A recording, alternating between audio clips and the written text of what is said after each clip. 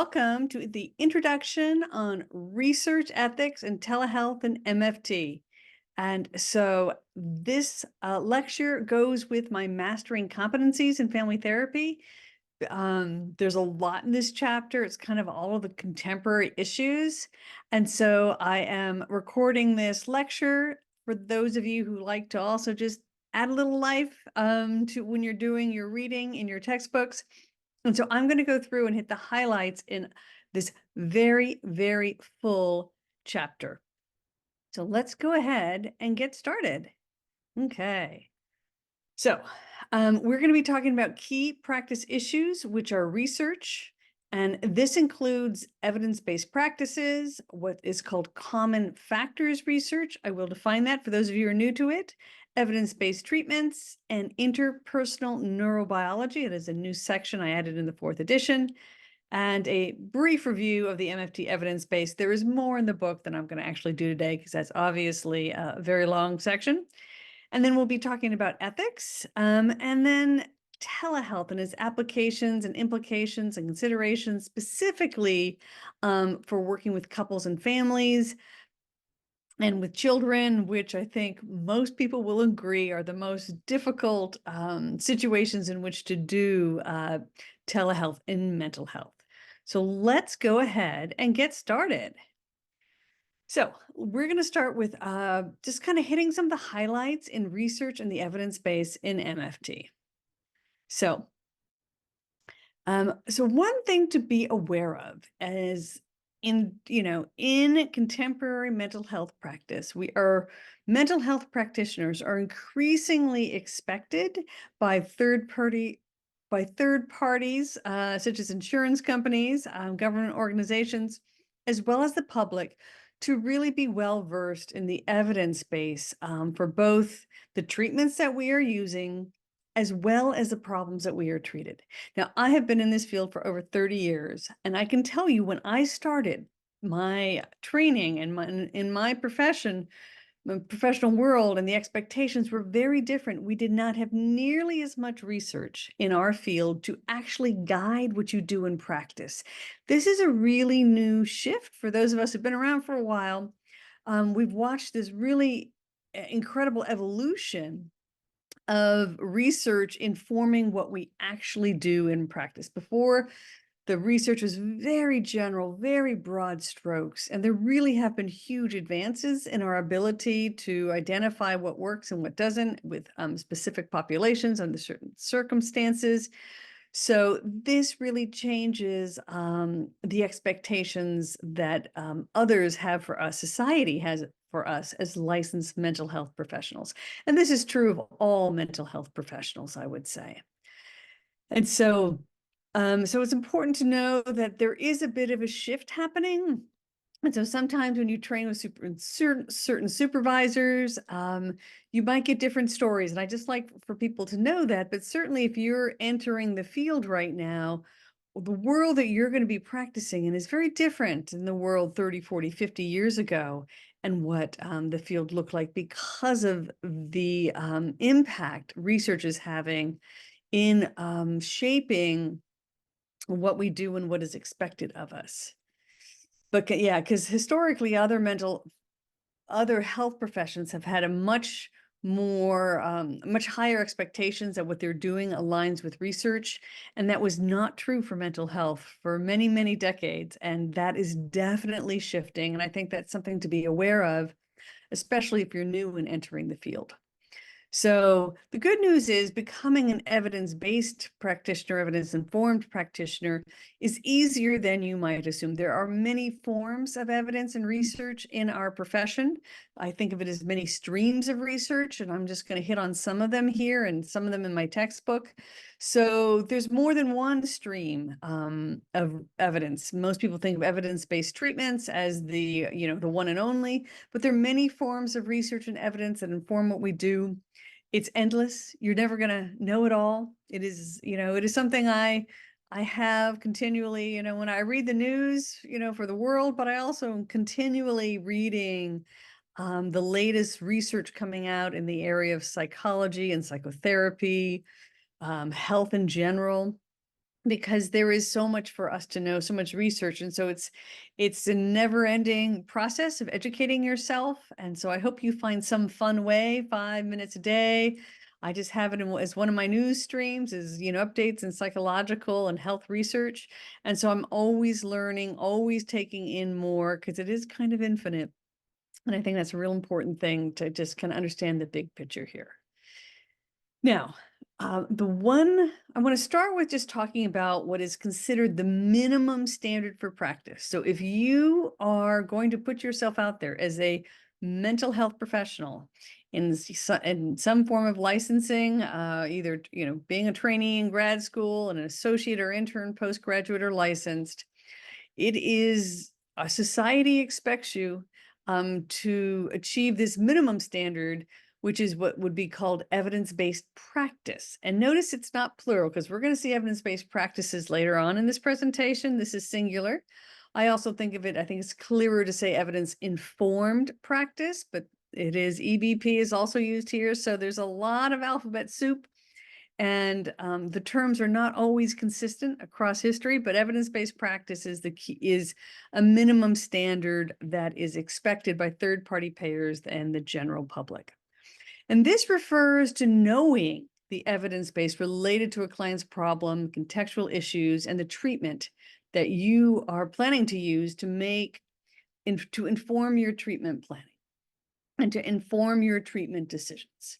And so, in my Therapy That Works Unifying Framework, there's a whole segment just on evidence-informed treatment planning because we do now have so much, we do have sufficient evidence. And, I actually go through the march of the whole DSM-5 and talk about what the research says for each of the disorders that we treat under our scope of practice. So we should be making treatment planning decisions using the evidence base.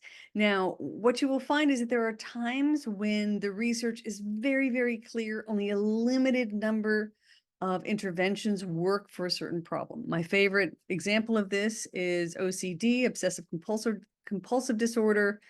When I trained, when I was going through graduate school, we didn't know this, but now what we do know is that behavioral interventions such as exposure therapy are what work for for 95% of clients with OCD, and that anything with a cognitive base, so whether it's CBT, humanistic, psychodynamic, even systemic, that more cognitive based things that are maybe reframing, deconstructing, or kind of looking at the irrational beliefs, all that stuff, it rarely is going to be all that helpful for OCD. And it's more exposure therapy, behavioral exposure to the feared stimulus. So that's really news for someone who's been practicing for 30 years. That was a new introduction that the research has taught us. And so when going to treat OCD, it also doesn't mean that you just go in and you tell your clients they have to do this. This is the only option, the only road for them.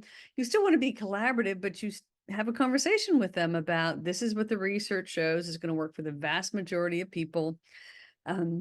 It's not a comfortable exposure therapy is not fun if you don't know what it is. You're exposing yourself to what you fear the most and working through it. It is not a fun treatment, but having the research explaining, the prognosis with clients is important. So it is expected that all of us use evidence-based practice, use the evidence to make treatment planning decisions. It's still collaborative. We're not forcing anything on our clients, but we know what the research is and we know its implications. On the polar opposite of the scale, right, you have generalized anxiety. So a type of anxiety disorder, quite interestingly enough, where most things are going to work for generalized anxiety. Most approaches can work.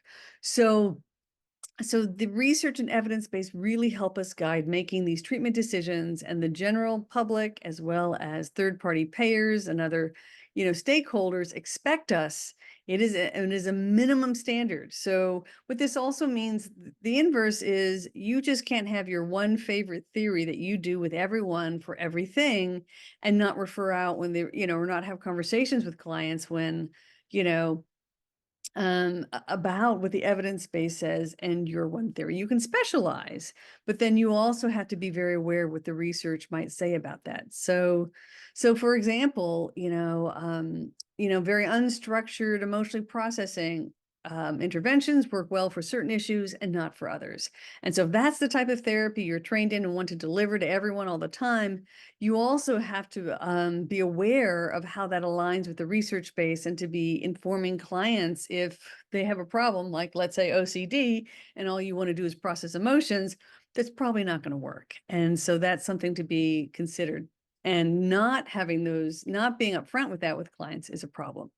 So there are 5 steps for becoming evidence-based practice. The first is to develop an answerable question. What type of treatments work best with OCD, teenagers with OCD? And then you're going to search the literature. So this is what you did in graduate school to write a paper. Hopefully you go into PsycInfo or find some way to access peer-reviewed journal articles or get some professional books that are recent that summarize the research. And you look at what the literature says about your particular client. Google Scholar can also often have some good information.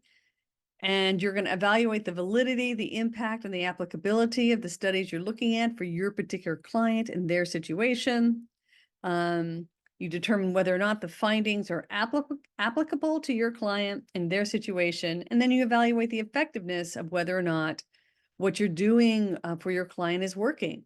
And so you should be seeing progress. I like to see progress within 3 to 5 sessions, and to make sure that what I'm doing, I want to see significant changes, in symptoms, getting better, whether it's a couple fighting or an individual with depression.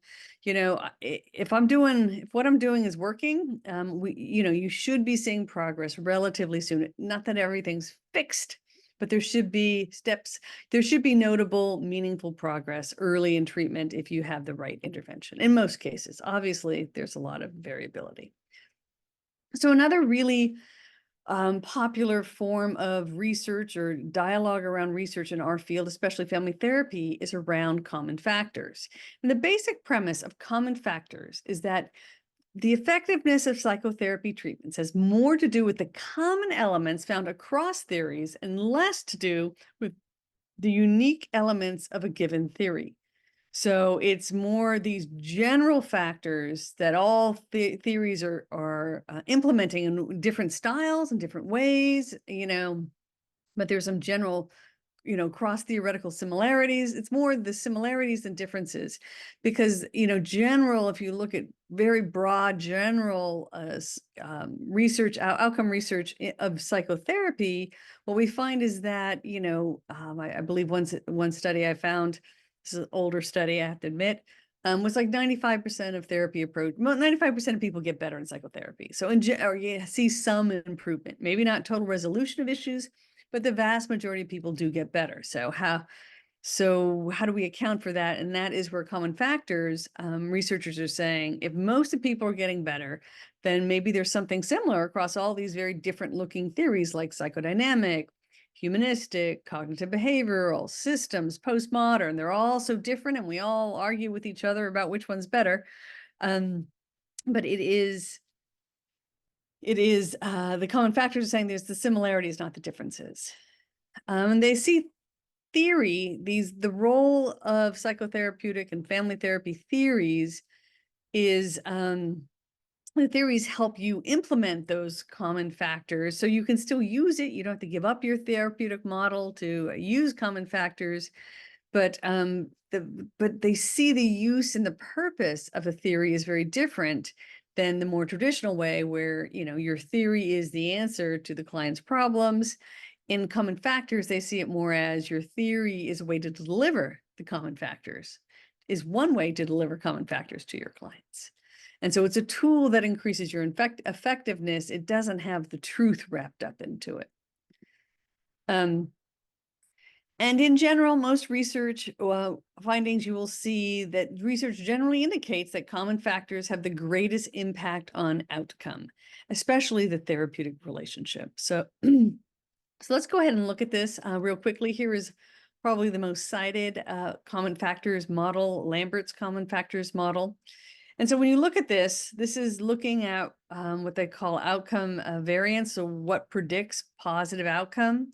They say 40%, and these are estimations based on looking at a lot of different studies and meta-analyses of research. This is what Lambert came up with, that approximately 40% of the outcome in therapy is due to what they call client factors. How ready are they for change? How motivated are they for change? What sort of resources they have? How long, how severe have they had these issues? So client factors kind of outside of what the clinician has control of.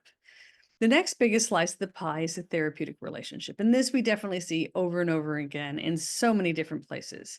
But that 30% of outcome variance, so 30% of when we look at why therapy works or doesn't work, can be attributed to the quality of the therapeutic relationship and being a warm, empathetic place where the therapist and clients agree on what to talk about, how to talk about it, but kind of it also pulls in a lot of what we would call the Carl Rogers core conditions: warmth, congruence, and unconditional positive regard.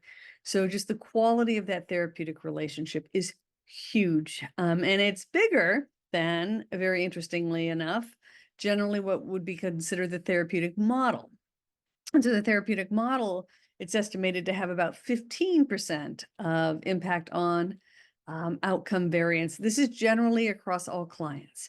And so we are going to talk about evidence-based treatments, which are very specific models for certain populations. And there's different research with slightly different outcomes in that area. But in general, when you're looking at practice as usual, the therapeutic model, which we train the most in, we fight the most over, has relatively small amount of impact. It does have an impact, and matching the right treatment for the right problem definitely is important. But having a strong therapeutic relationship is more important. And then finally, this last slice of the pie, which is very fascinating, is hope, or the placebo effect. Also attributes for about 15% of outcome variance. And so this is the client's belief that the therapist helping them is the right person with the right set of interventions to help them address their issue. And that is hope, or the placebo effect. That is incredibly powerful.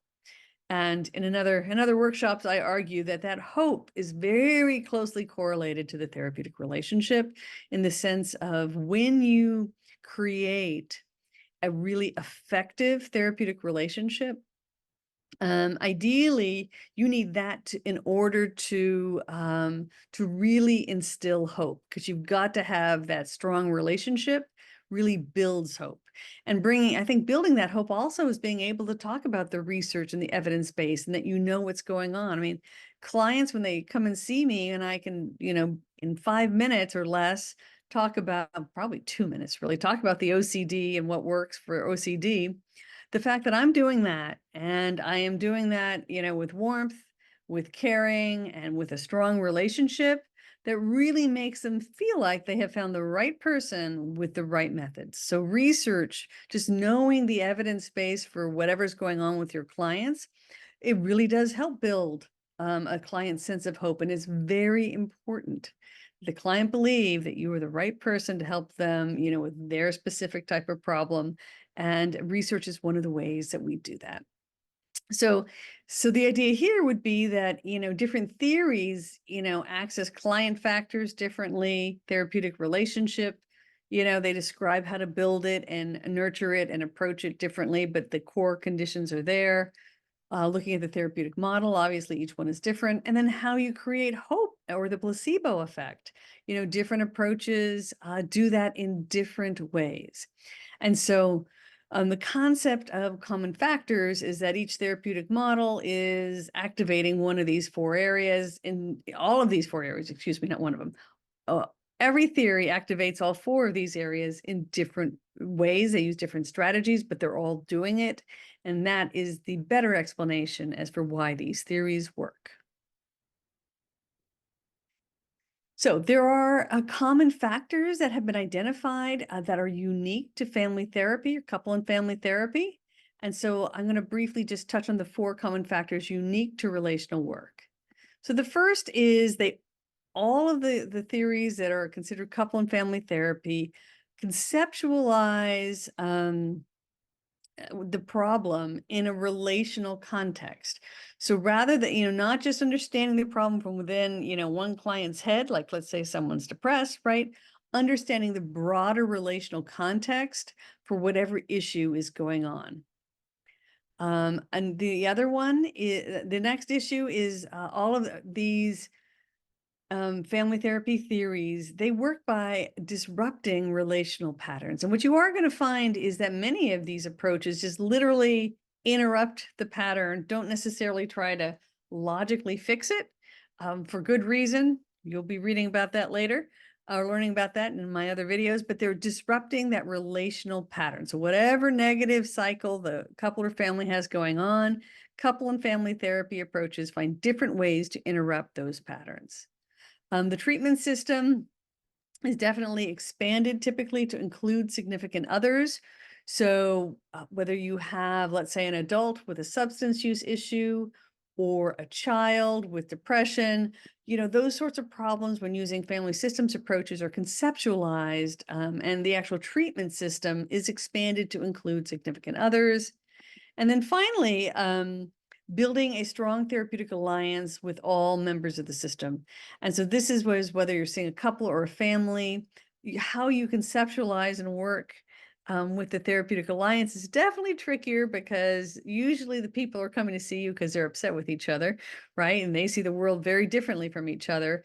And yet your job is to find a way to stay aligned with each of them and to be aligned with people who aren't aligned with each other. That is not easy to do, my friends. So it's definitely a unique common factor that you'll see in the various family therapy approaches. Okay, so evidence-based treatments. So these are what you're going to hear a lot about, and these are also called empirically supported treatments. And these are treatments that have been developed through research and randomized trials, and they are generally specific to a single diagnostic category, such as oppositional defiant disorder, obsessive compulsive disorder, major depressive disorder, bipolar, that sort of thing. These are also called, evidence-based practices, plural. And we talked about evidence-based practice at the very beginning, the minimum standard of treatment, which is being able to use the research to make a treatment decision. So evidence-informed treatment planning type decisions. And unfortunately, the terminologies as these things evolved, we're not crystal clear. And so you'll hear a SAMHSA type organizations will talk about evidence-based practices, which are also considered evidence-based treatments, also known as empirically supported treatments. And boy, I wish we could stick with ESTs because that keeps it super crystal clear, but we can't. But evidence-based practices generally refer to these research-based manualized treatments for specific problems and populations.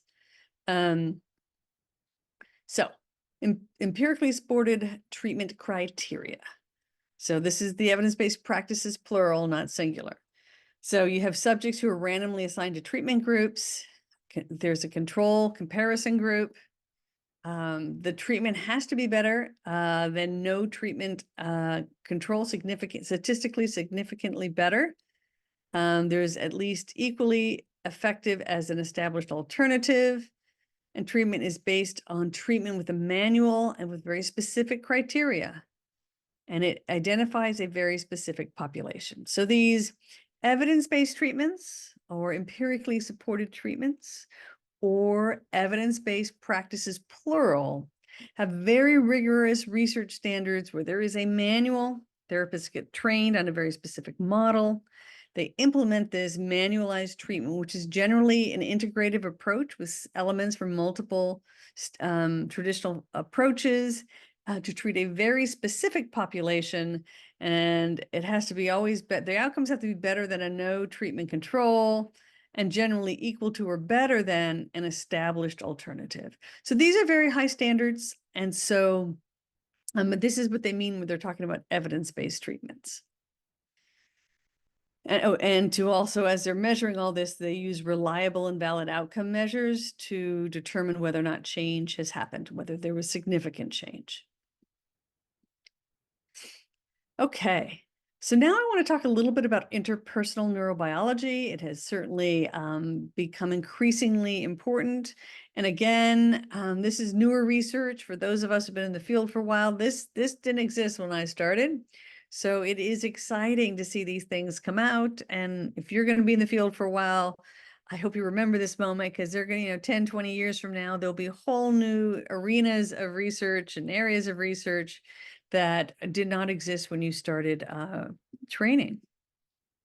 So what is interpersonal neurobiology? It is an interdisciplinary framework used to understand the neurobiology of human relationships. And so I just happen to live and work in the Los Angeles area, where many of the pioneers in this area, like Dan Siegel, Alan Shore, Lou Cozolino, are all, I don't know why LA kind of had this magnetic, I think they all work together, but there's quite a few of them around here. But it certainly has been very powerful, and you will hear this talked about more and more. They talk about a bi-directional influence in terms of relationships shape our neurobiology, and neurobiology shapes the nervous system and the brain as well. And so there's this bi-directional impact happening. And so, and a lot of the focus is on safety, especially emotional safety, in terms of the brain has certainly been hardwired for physical safety, but also for relationships and psychological safety. And so this is where we come in, right? In terms of mental health professionals and understanding how are we neurologically wired for relationship? And so this is really fascinating, because for years, developmental psychologists have talked about attachment, right? You all probably in undergraduate studies read about attachment theory and wire monkeys and failure to thrive when you don't have human contact. And so this is building on that research and looking more at the neurobiology behind it. So they're looking specifically at the neurobiological foundations of social connection, and that what researchers are positing here is that relationships are very much part of our emotional regulation system. And so the working thesis is that we did not evolve to learn to manage our emotions in isolation. We evolved, I like to jokingly call it as herd animals, but we need each other to help regulate, to create emotional safety. And we are wired for intimate connection. And the brain, we know, develops very differently based on the quality of attachment that a child experiences when they are young. Now, secure attachment, which is where most of the time, not every time, but most of the time when a child, needs their attachment figure, their primary caregiver, when they reach out for comfort and security, they receive it. It's not 100%, so please don't make yourself a neurotic parent trying to hit 100%. Please don't drive your clients crazy by trying to insist that they meet their child's needs 100% of the time. So 95% of the time is fine, right? But the vast majority of the time when the child reaches for the parent, that there is this care and comfort, and that we do know that childhood traumatic experiences, including insecure forms of attachment, affect how the brain develops. And also, more importantly, how regions of the brain connect. So how the various parts of the brain connect or don't. And so trauma has a huge impact on a developing brain. So one of the things to understand here in terms of how we connect is what's called the fight, flight, freeze response, or the stress response. You've probably heard about this. There's been a lot of talk, and we're going to have a different slide for the upgraded version of it. But I'm going to start with the traditional version of the stress response. That basically our brains are continually scanning the environment internally and externally for safety. We're always looking for safety. And what is interesting, what they have found is that when we are stressed, when our brain detects danger, that our social engagement centers and abilities are deactivated in the brain. We go into fight or flight mode. We're ready to fight. And so we are less empathetic. We are less socially engaged.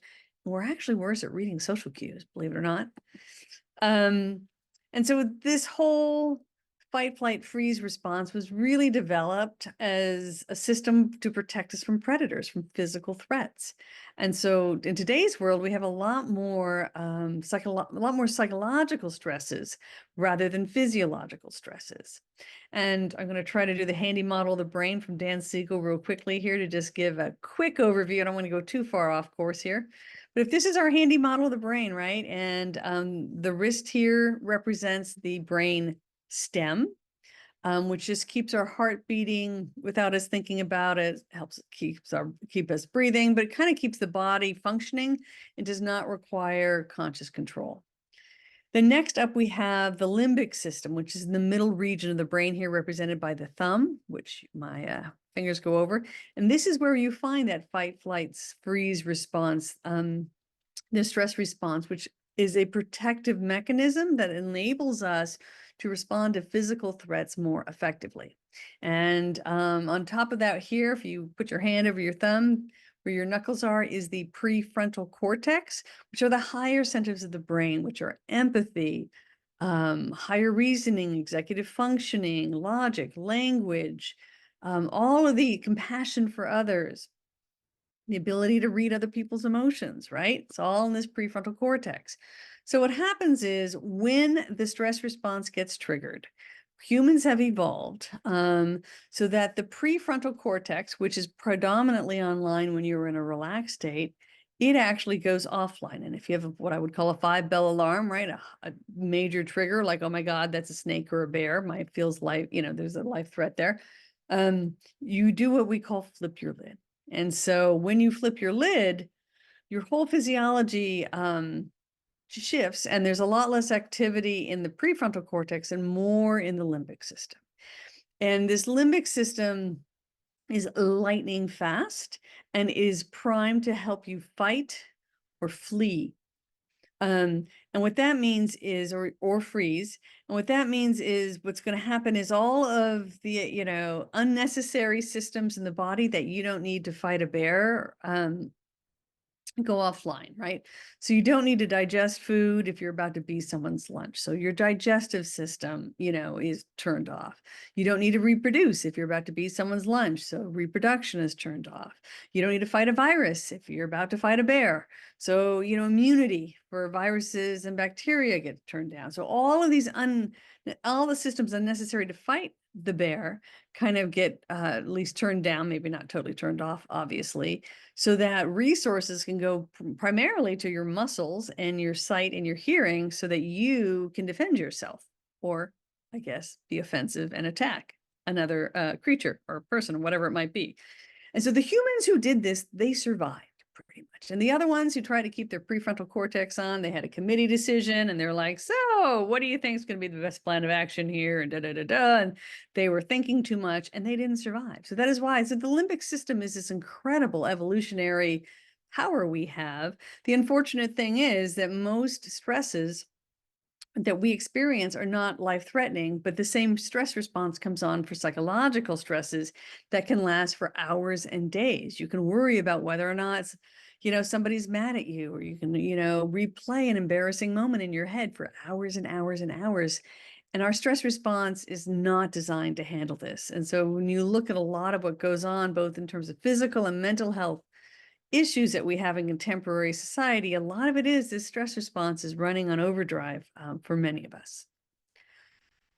There is a more recent version and update to this theory. Like I said, things are always changing in our field, so I thought I'd put this in. So the contemporary stress response theory is what is called polyvagal theory, and Porges is the one of the main folks who have created this, and the colors turned out wrong. I will tell you that, because the green line did not turn out green but it was green when I created it. Anyway, it's I was playing with colors for the thing, so you're gonna have to see the green system and go with it. So the green system is when you're feeling safety, and that's kind of when we talk about that prefrontal cortex being online and the handy model of the brain.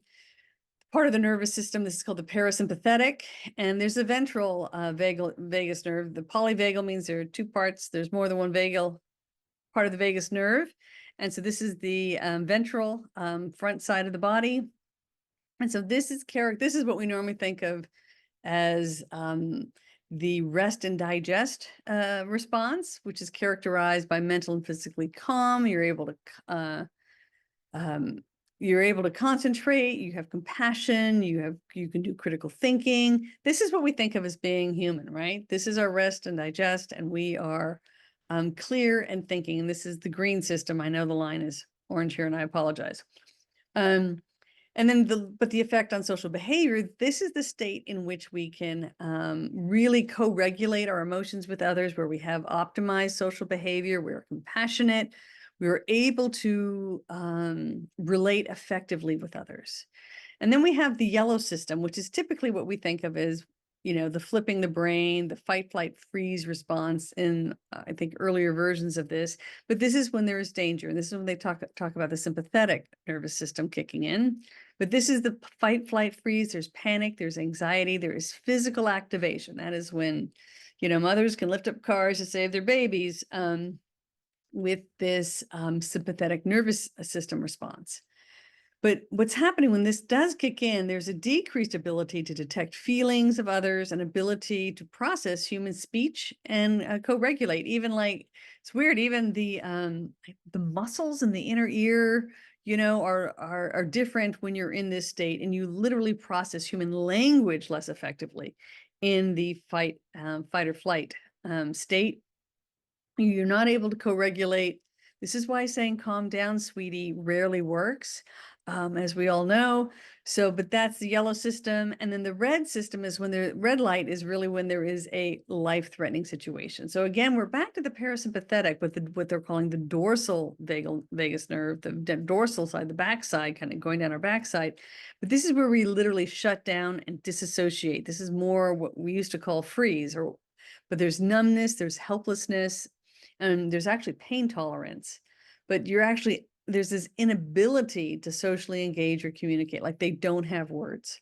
And what I like about this, because I've worked a lot with sexual abuse in my career, and whether, it's a man or a woman being sexually abused, most people go into this life-threatening shutdown, freezing response. And so this new way of looking at all of the stress response, it kind of explains that, I think, a lot clearer as to why even men freeze. That's why people don't fight when under severe sexual assault, this life-threatening, it feels very severe, you shut down. And that is definitely what we see over and over again in the treatment of sexual abuse. And it's also interesting that it says that there's an inability to socially engage or communicate, because that is also what you will hear, that people just can't get words out, right? They can't speak. And you may even have had that happen to you, or even had a dream where that happens, right? I've had dreams where I can't speak, go to speak, you can't. And so this is a really fascinating kind of update on this theory.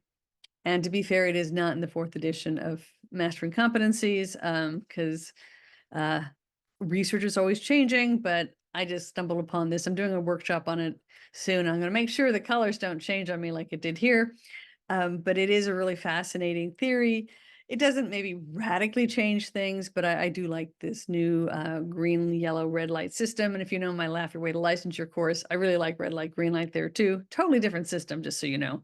But the same 3 colors, same metaphor working. So hopefully you enjoyed that.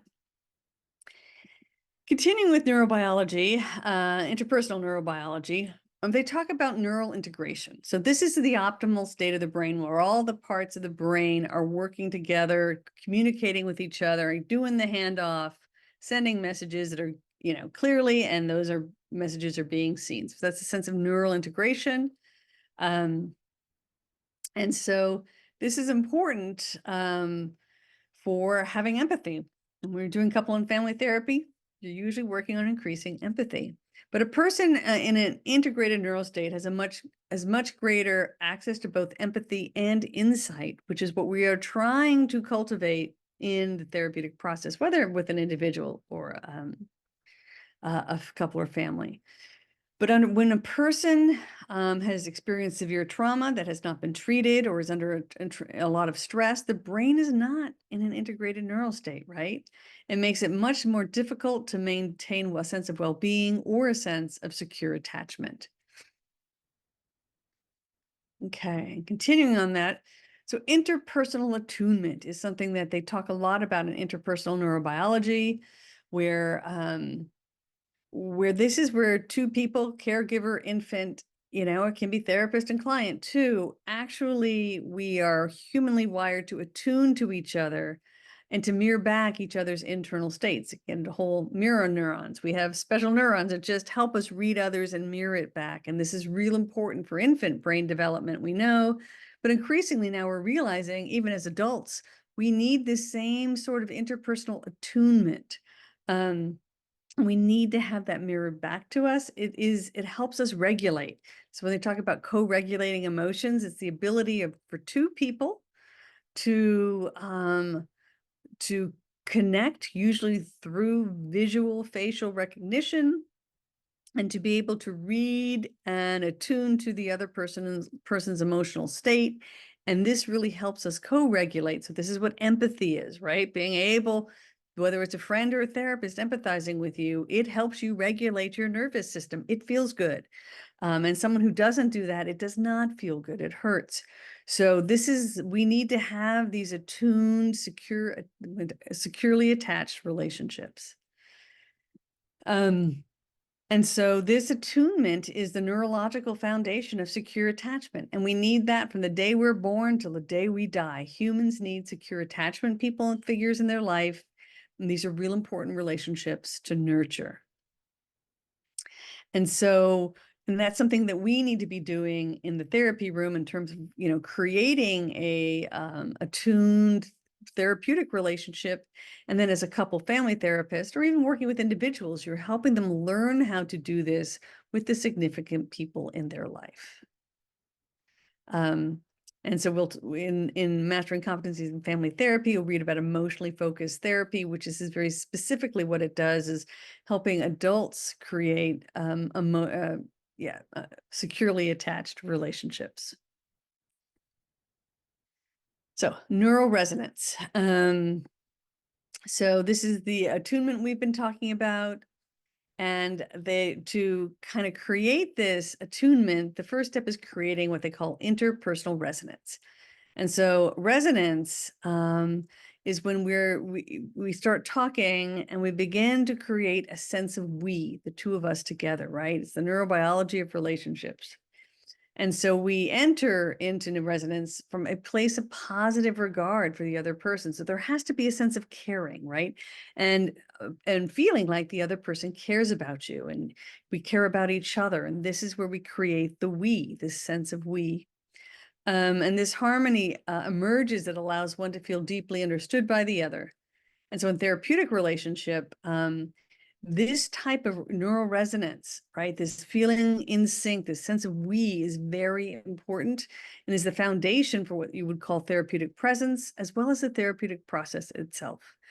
And when you get good at this, you really distinguish yourself from most people in the client's life, but also from many therapists. And there's a way to do this work and have kind of positive alliance. But when you can get the neural resonance and to really have the other person feel like you are in sync with them, they feel like you get them at a very deep level, that really opens the door for rapid change. And that is something I talk a lot about. I call it collaborative connecting in my Therapy That Works Unifying Framework.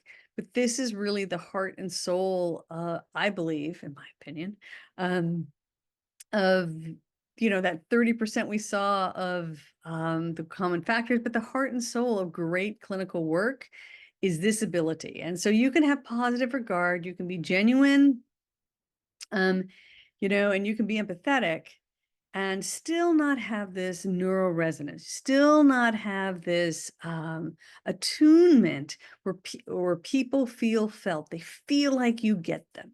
And there is a neurobiology to this that is profound. And so that is one of the things, hopefully you might remember from this lecture moving forward. But I do think this, after over 30 years of work, this is really key to building a thriving practice, to being very good at this work and facilitating change. Because when clients feel felt, when they feel this neurological attunement at it's a primal connection in certain ways, right? It's this, you feel felt in your gut. It's not just in your head. This person understands me. You feel felt. You feel like they get you. You're really able to be much more effective in your work. And then you'll also see there is a review of the evidence base in this chapter in the book. I'm not going to do the whole thing in this lecture. Some things are better in book format, I just have to say. But to hit some of the highlights that are important, whether you work with individuals, couples, or families, that for nearly all childhood and adolescent concerns, there is a strong evidence base that family-based interventions work best. And there are very few exceptions. You know, things sort of like when the kids are going through a high conflict divorce, they do need a safe space to talk to somebody. But even with things that we think of as internalizing individual problems, like, let's say, depression or anxiety, having a family component to that work, maybe not every session, but certainly regular sessions with the family. Many of the almost all of the evidence-based treatments for trauma for children and adolescents have, you know, a required family therapy piece as well. Certainly, all of the conduct disordered, anything with externalizing symptoms like conduct, hyperactivity, all of those family-based is superior to virtually every individual approach when you're dealing with externalizing behaviors. So conduct, defiance, those sorts of issues, family treatment is clearly going to be the best, and all the research points in that direction. So when you're working with children and adolescents, you want to have the family involved at some level and some level of frequency, and which is just important to know, because I know there are a lot of school-based programs that become very popular. Most parents prefer to just drop their kid off, go in, come back 50 minutes later and pick them up. They don't want to come in, but the research is very clear. It is worth us kind of really working with those parents to bring them in if you want to see positive results. In terms of couple and family therapy, all of these approaches are effective for many different adult issues, and they are superior to individual treatment in most cases if the client is also saying they have a distressed relationship, like I'm experiencing a lot of problems in my marriage and I'm depressed. I'm experiencing a lot of problems in my marriage and I'm drinking too much. Those sorts of scenarios, couple therapy is generally going to be superior to individual treatment. And then also, if the symptoms developed in response to couple distress, which you see a lot. So maybe people are saying, I'm depressed because my marriage, has gone downhill, or I'm drinking to cope with, this being iced out in my marriage. Definitely couples therapy rather than individual or medication is indicated. So understanding with adults where the relationship issues, could be family or couple, are impacting, whether there's just both simultaneously there, they're both feeding each other.